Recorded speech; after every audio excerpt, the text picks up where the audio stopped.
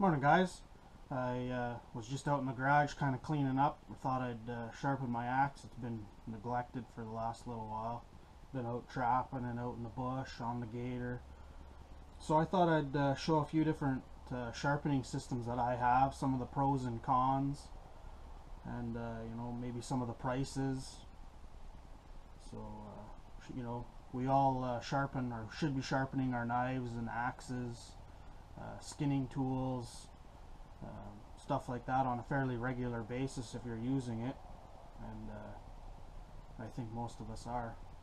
So I'll give you a bit of a rundown on what I have, and then I'll go through some of the pros and cons of it.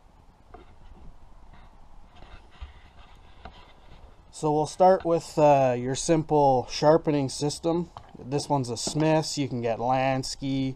There's a whole bunch of other ones out on the market. This one's the diamond one. So these are all diamond coated plates. They're pretty nice. There's the little jig for it. There's the rods. Then I've got just your typical stone. This is an oil stone. I think it's made by Norton. So it's got a, I think they call it a coarse and a fine. I have two different diamond plates. They're different companies. I just wanted to try to see which one I preferred. This one here is DMT, and they have there's two different stones on each one. That's why the blue and the black is there. The black is 220 and the blue is 325. And then this one's an easy lap, and it is 400 and 1200. And then I have a Strop. I think the white compound is I want to say 10,000, and the green's 14,000. And then over here there's a whetstone. It's a 4,000 and an 8,000, and they're pretty nice. Some of the pros and cons to each. The diamond plates are expensive. They're about 80 to 100 bucks a piece in Canada. It all depends on, I guess, if you're in the States or not. I'm sure you can find cheaper ones. This one has kind of these little spots. I'm not sure what the technology is, but I think it's just spots for the slurry to go into. And this one's more of like a sheet. Yeah, they're a bit expensive. They do great work at taking off material. They take it off very quickly. I like the 1200 for the most part, just to give my blade just a quick zip. Go back over it 3-4 times on each side, and then I can hit the strop and I'm back to shaving sharp.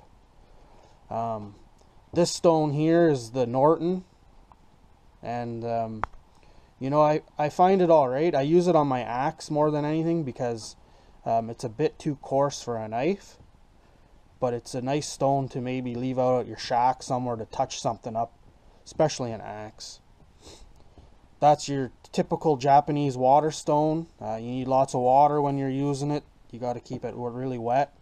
You should soak it in water for 10-15 minutes before you use it. It's got two sides. Sometimes if I'm redoing a knife that's got some nicks in it, I'll go through my diamonds up to the 1200, then I'll hit it with the brown side, which I think is the 4000, then I'll do 8000, and then I'll go to the strop and I get a perfect edge. It's like a mirror finish. So that's nice, but you need to use water with it. They're more fragile. You can chip them up pretty easy. This one's got some scratches on it from when I was doing a knife. These kits are nice because you kind of get everything you need all at once. It's got the clamp, the angle guides, the guide bars, and they just screw into the ends. One of the biggest problems I have with these is everything's a little bit on the flimsy side, so if you're really trying to keep an angle, everything just wants to twist and pivot and move on you, and I find it really frustrating to use these, to be honest. I think my patient level is a little bit low, so for the average guy you might enjoy this, and it does take a lot of the guesswork out. This is my leather strop. I've got leather on two sides. I have it fairly long because what I do is I mount it on the edge like this, and then that's what the two clamps are for, so I can put a bit of pressure on it. It's just, I think it's 8-ounce leather, something like that. They use it for making knife sheaths and stuff like that, so it's nothing special. You could use a belt. Yeah, it doesn't take much. But that's kind of my sharpening system. I much prefer to use the diamonds. You get what you pay for, I guess. They cut really fast, and they really do a good job of sharpening. They make quick work. So that's my sharpening system. I have a few more gizmos and gadgets, but basically those are the ones I use on I use these two, my Strop and my whetstone, and that's pretty much all I need. I don't use this very often, and there's a lot of good pocket stones out there. You can get the Easy Lap, and you can get the DMTs where they're little fold-ups. You can get some that are about the size of a credit card. You can get some that are even smaller that fold out almost like a pocket knife. I think they're maybe 1-inch by 3-inch surfaces. So if you're doing a lot of work way out in the sticks, you know, you could probably get 1 or 2 of those, and that would cover everything you need as far as touching up a knife or even bringing back a slightly damaged blade.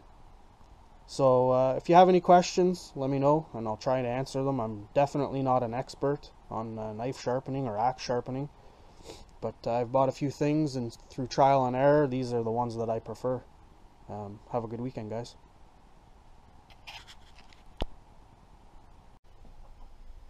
One thing I forgot to mention about sanding was a cheap alternative to whetstones and all that sort of fancy stuff is wet dry paper, sandpaper. That one there is a 600 grit. I think I have some 400.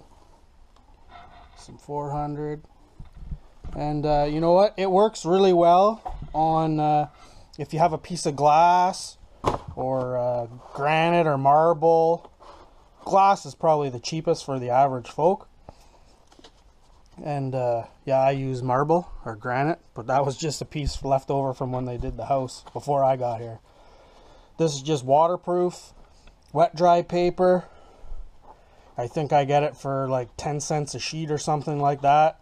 And that's what I used before I got my diamond stones. And I just upgraded because I got tired of using the paper. But works well, it's cheap, and it's better than most stones. Give it a try, guys.